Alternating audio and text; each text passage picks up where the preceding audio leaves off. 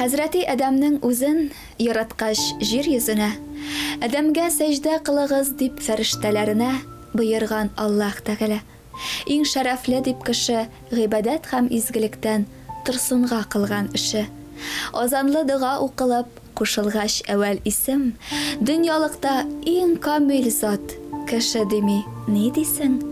Хөрмәтле бер барлык булып яратылганбыз димәк, Аллаһының биргәненә шөкрана кылу кирәк. Җәнабел хак күңелләргә иңдереп иман нурын, фанилыктан бакыйлыкка яулап Аллаһ хузурын. Хәзрәти Адәм дәвамы сәҗдә кылып үзе дә изге җан булып күренсен фәрештәләр күзенә.